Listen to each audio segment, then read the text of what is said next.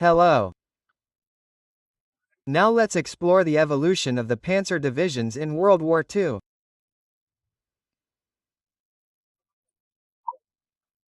In 1935, the Germans set about rebuilding their armed forces and looked for ways to integrate their new tanks into them. And so the Panzer divisions were born. And from that moment on, they began to experiment with what the ideal composition of tank battalions, infantry, artillery, and other support units should be.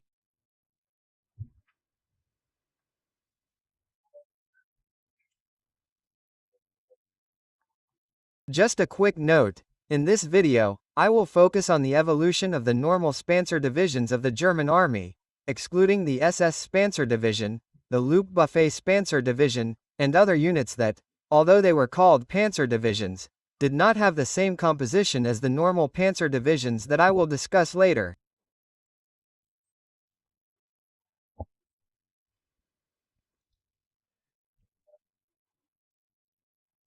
The 1st Panzer divisions of 1935 had 2 tank regiments, each with 2 battalions for a total of 4 tank battalions.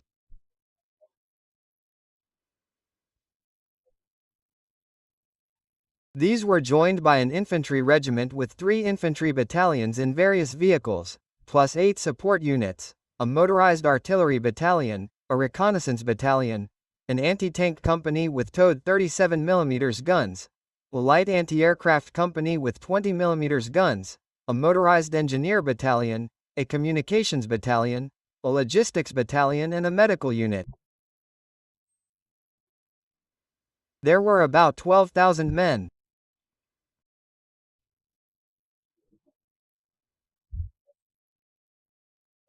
In 1935, the Germans believed that the concentration of a large number of tanks would be the key to success, and therefore in the 4 Panzer battalions they had 561 tanks that they expected to crush everything in their path, while the other units of the division would only have a secondary role.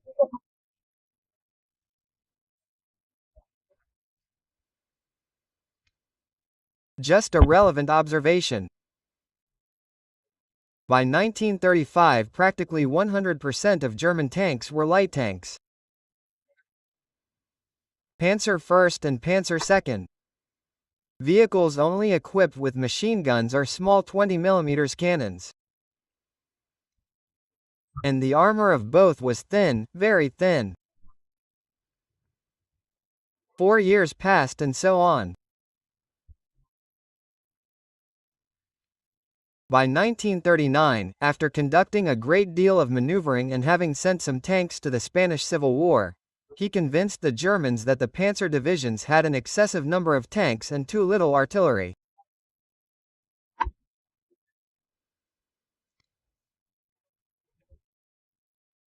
The Panzer regiments continued to have 4 battalions, but now only from 276 to 302 tanks, while an artillery regiment with 2 battalions of motorized artillery was added and the anti-tank defense was increased to a battalion with 36 towed 37mm guns.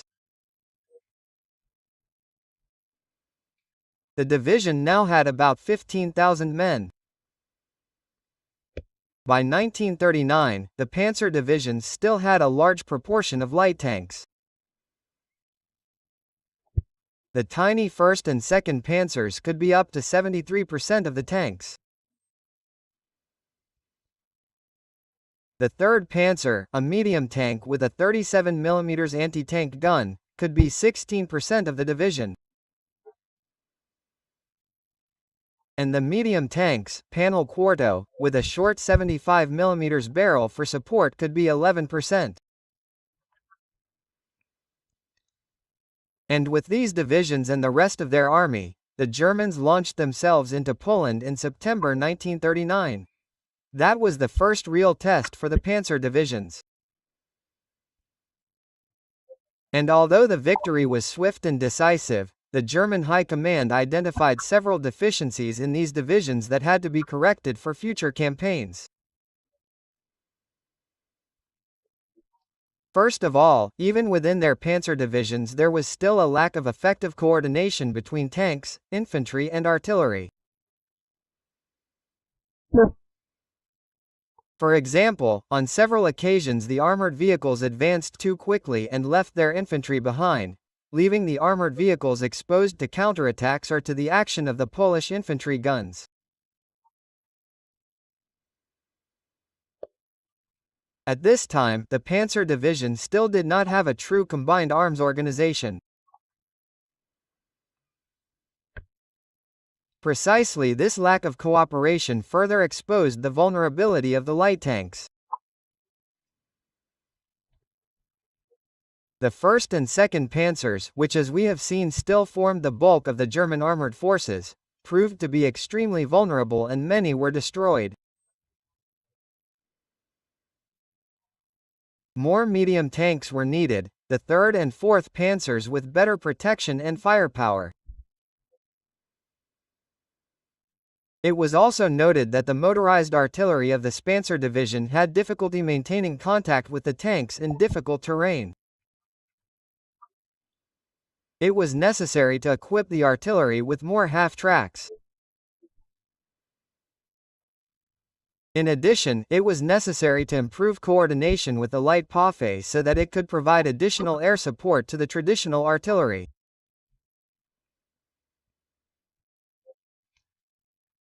Finally, we must recognize that logistics were a real nightmare and it became clear that the fuel, ammunition and spare parts supply systems had to be improved, improvements that would already be well advanced for the next campaign.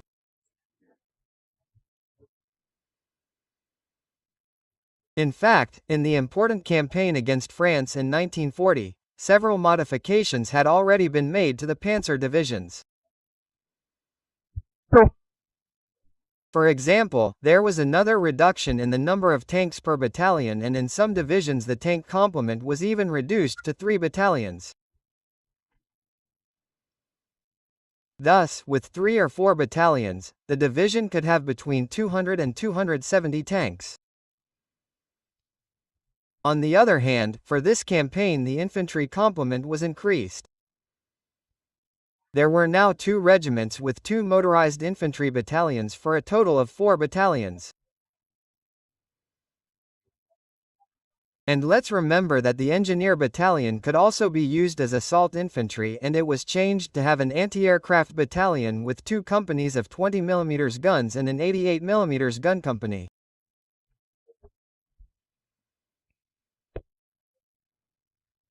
By this time, the Panzer divisions could have up to 54% light vehicles, 33% medium tanks Panzer III and 13% Panzer IV.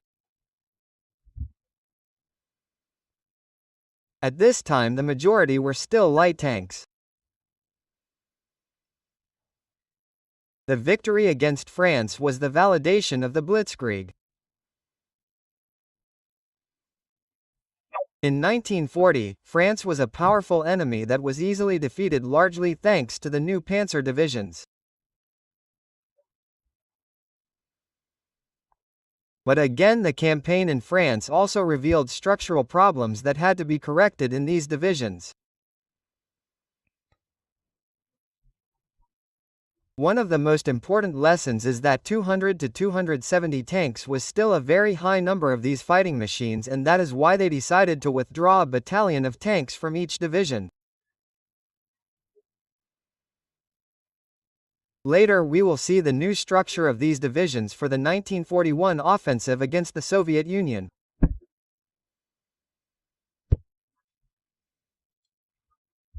On the other hand, although the 3rd and 4th Panzers proved to be extremely useful, it was discovered that their 37 and 75 mm guns were not enough to fight against heavy tanks, such as the French Charp, Dion and the British 2nd Matilda. Therefore, they began programs to adapt their tanks with larger guns and give them more protection. But these projects were still halfway done when the offensive against the Soviet Union began. One problem was that the Germans only expected to encounter Soviet light tanks, but they were terribly surprised when they began fighting against the T-34 and the KB-1.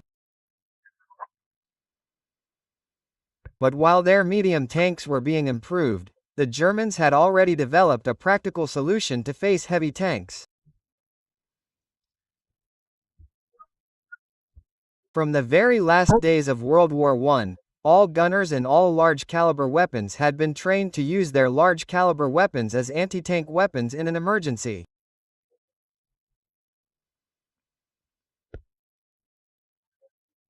In the French campaign of 1940, when the 37mm anti-tank guns failed, the gunners and the 88mm anti-aircraft guns used their large anti-aircraft artillery pieces to destroy the Char 1 bis and Matildas. And the 105mm howitzers could be used in the same way. That tactical flexibility. Using weapons not designed for the anti-tank mission was essential to the survival and success of the Panzer division in 1940 and would later prove very useful in the fighting in North Africa and the Soviet Union.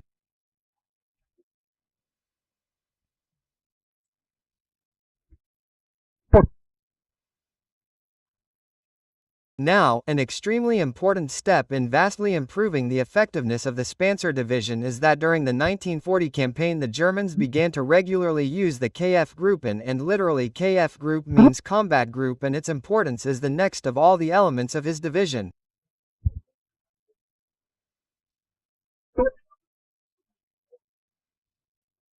The commander of the Panzer division could take elements and assign them to a combat group.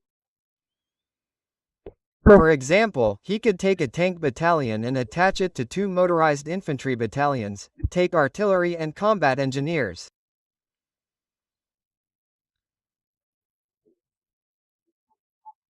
Yes, right from the start of his mission, the commander of the Kampfgruppe would have under his command everything he thought he might need and would not have to request support from other units of the division on the fly, a process that could be confusing and time-consuming.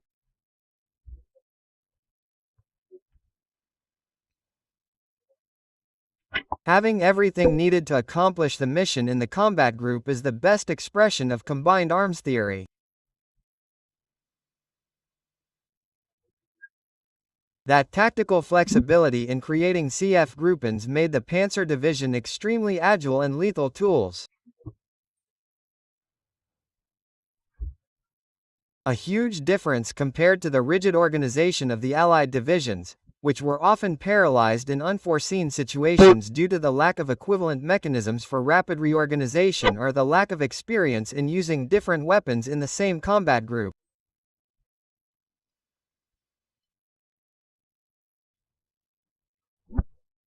And I must emphasize that the KTF-Gruppen represented the embodiment of the German command philosophy based on decentralized and independent initiative, and was one of the reasons behind the rapid collapse of the Allied forces in France in 1940 and would be of enormous use in their assault on the Soviet Union.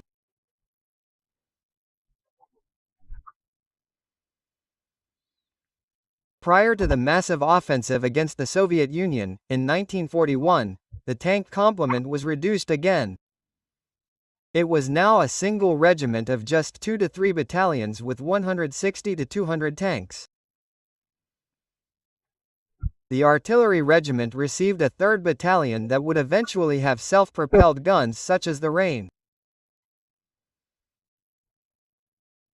Meanwhile, the anti-tank battalion began to receive 50mm PaK 38 guns and its personnel grew to around 17,000 men.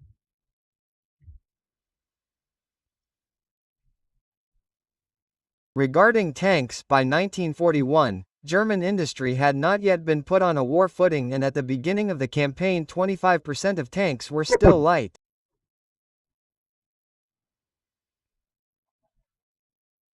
60% were Panzer III medium tanks with 50mm medium anti-tank guns, and 15% were Panzer IV, still with short 75mm cannons.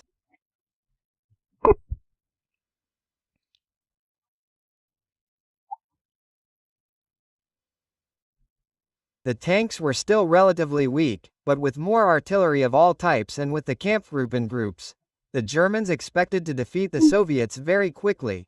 But we know that the Germans were trapped in an endless fight on the huge Soviet front.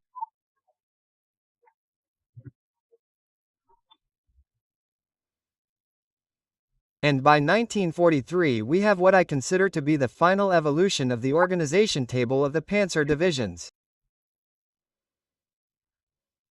Now each Panzer regiment only had 2 battalions with 160 tanks. One battalion of Panzer III tanks with a long 50 mm anti-tank gun and the other with Panzer IV tanks with a long 75 mm anti-tank gun. And in some elite divisions one of the battalions could have the new Panther medium tanks. Regarding its infantry, it was expected that at least one battalion would be fully equipped with SDKFZ 251 half-track vehicles in order to improve its all-terrain mobility in combat. Although that minimum of one battalion was never fully adapted. The anti-tank battalion began to be equipped with powerful 75 mm P40 towed anti-tank guns, and it was also usual for them to have self-propelled anti-tank guns such as the Marder III or the Nashorn. Extremely useful weapons against Soviet tanks. Furthermore, by 1943, in some Panzer divisions, it was decided to withdraw the anti-tank battalion to be replaced by a battalion of Storm High Shoots 3rd assault guns, which could have up to 30 assault guns equipped with a good 75 mm anti-tank weapon.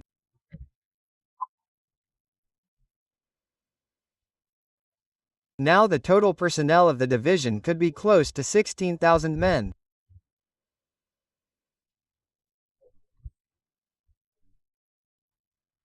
As we can see, by 1943 the number of tanks in each division had decreased again, but thanks to the wide variety of self-propelled anti-tank guns or assault guns that could be assigned to each division, their firepower was still substantial, and a well-used Panzer division was still a respectable foe.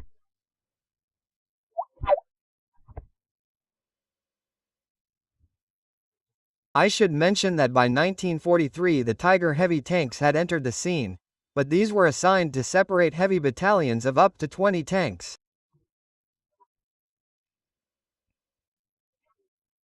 These battalions were assigned to Army Corps and could reinforce a Panzer division, but the heavy battalions were not organically part of the regular Panzer division. 1944. The change was in the tanks assigned. One battalion might have 4th Panzer tanks, while the other would have Panther tanks.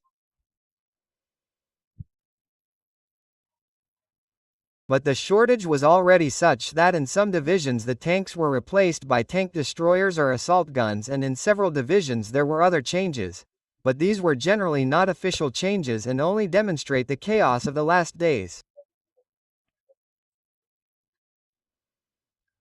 Conclusions.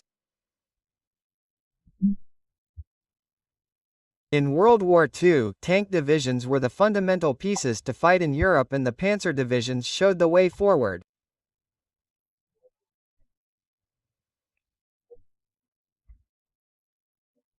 An adequate balance between tanks, infantry and artillery, not only to face different threats, but also to achieve advances at great speed and defeat numerically superior enemies.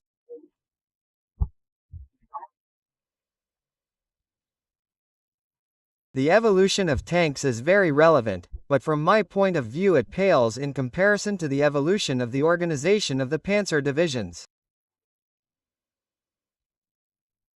In 1935 the first Panzer divisions were practically only tanks. 8 years later, by 1943, the Germans had already accepted that 160 tanks plus several dozen self-propelled guns was an adequate number of combat vehicles, and instead they had increased the complement of infantry and artillery. And with that increase, the Germans became masters of the combined arms formations, the Kampfgruppen.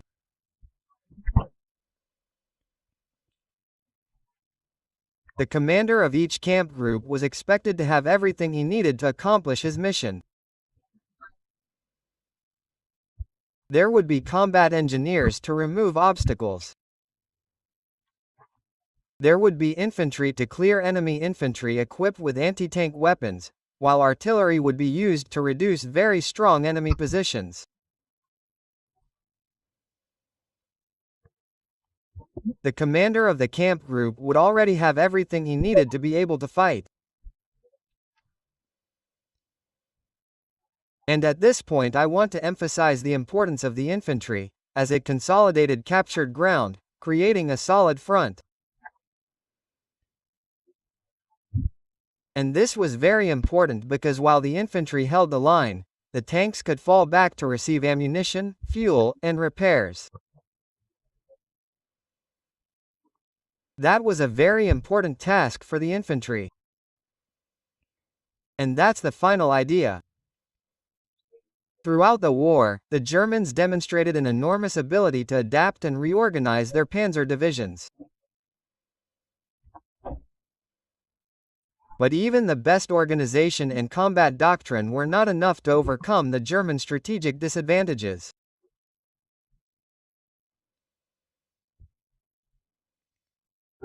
Simply put, the enormous production of equipment by the Allies and the Soviets, coupled with a large number of troops and increasingly efficient commanders, meant that the panzer divisions were no longer sufficient and the Germans were defeated.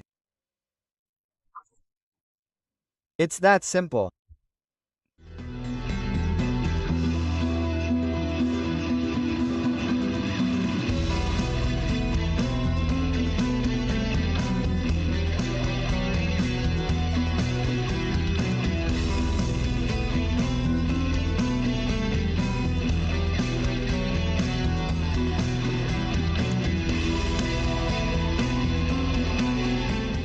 Well, I hope you enjoyed this video, and if you did, I'm sure you'll like the 3 books that I already have for sale with the Almazara publishing house in Spain. In addition, for the rest of the world, I already have 9 books for sale on Amazon, and if you're interested in military history, they'll be a good purchase for this year 2025. And as always, I want to thank my sponsors for their support to continue making these videos. Thank you very much. I already have a store enabled on my Patreon account in case you want to buy pieces of art created by me. Sincerely, Victor Aguilar Chan.